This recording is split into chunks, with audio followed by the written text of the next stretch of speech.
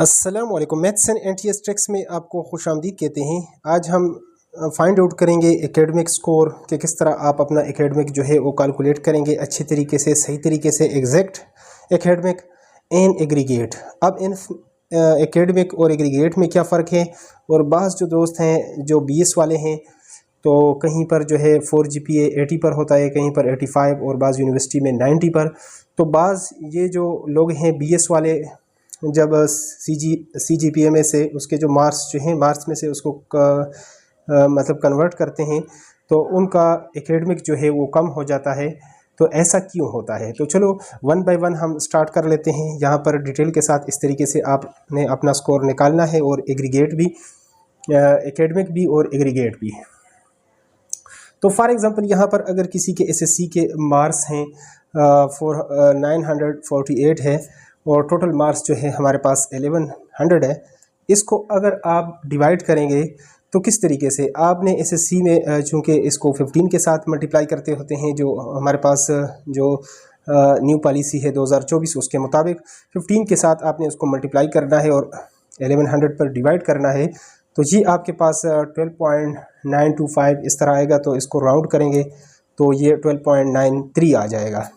इसी तरह अगर FSC का है, अगर FSC में उसके 942 मार्क्स हों और 11, तो इसको आपने FSC को चूँकि 20 के साथ इस फार्मूले में आपने करना है इस नोटिफिकेशन के मुताबिक। तो ये आपके पास जो बनेगा ये 17 पॉइंट अच्छे मार्क्स हैं तो 17.13, ये 13 नहीं है 13, क्योंकि आगे डेसिमल है, ये होल है और ये आगे डेसिमल पार्ट है। तो नेक्स्ट हमारे पास BS की तरफ, BS 2 बार मैंने क्यों लिखा है ये भी आपको बता देते हैं। यहाँ पर अब देखें, एक बार BS के मार्क्स हम CGPA से करेंगे, कैलकुलेट करेंगे, और दूसरे बार जो है मार्क्स से कन्वर्ट करेंगे, इसको कैलकुलेट करेंगे। तो यहाँ पर आपने देखें अगर किसी का जो CGPA है हमारे पास अगर वो है 2.93 है तो मास्टर या BS को उसको 35 के साथ मल्टीप्लाई किया जाता है और टोटल मार्क्स जो हैं टोटल कितना होता है 4 GPA, उसमें से आपने इसको काउंट करना है। तो ये आपके पास आएगा गालबन 25.35 में आपके पास आएंगे 25.64 इतना गालबन आएगा। और यही मार्क्स जो आपके DMC में या ट्रांसक्रिप्ट पर अगर मार्क्स इक्विवेलेंसी आपने नहीं बनाया तो वो आप अभी से बना लें अगर है आपके पास। तो अगर इसी कैंडिडेट के जो मार्क्स हैं उस मार्क्स के मुताबिक इसके कितने बनेंगे, तो मार्क्स हैं इसके 3143 और इसको भी आपने 35 के साथ मल्टीप्लाई करना है और टोटल मार्क्स जो हैं BS में वो 4600 है। तो इसमें यहाँ पर आप देखेंगे कि इस बार यानी ये 23.91 और गालबन ये बाज़ यूनिवर्सिटी का जो 4 GPA होता है 80 पर होता है, इसलिए इसमें ये फ़र्क आता है। अगर वो 90 पर है तो उसमें ये 25 ही होता, तो इसलिए बाज़ लोगों का तो यहाँ पर 2 नंबर्स का जो है ना कम होना, एक मार्क्स के अंदर भी बहुत सारे कैंडिडेट बाज़ दफ़ा होते हैं।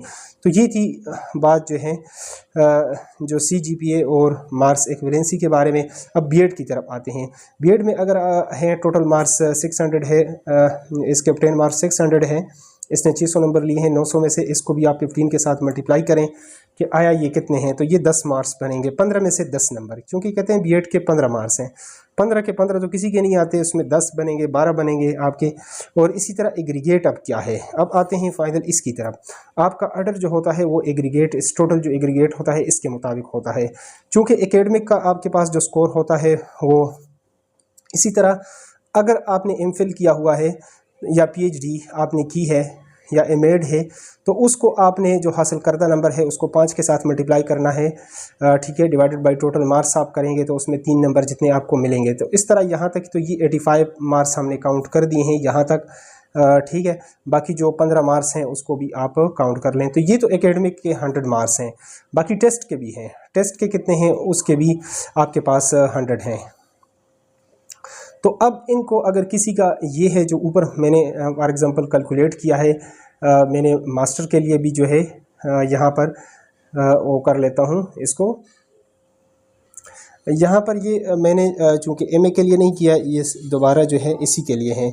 ठीक है। और अगर MA के लिए करना चाहें तो MA का भी बता दूं आपको, अगर किसी के 656 मार्क्स हैं तो इसको आपने 15 के साथ मल्टीप्लाई करना है डिवाइडेड बाई 1100।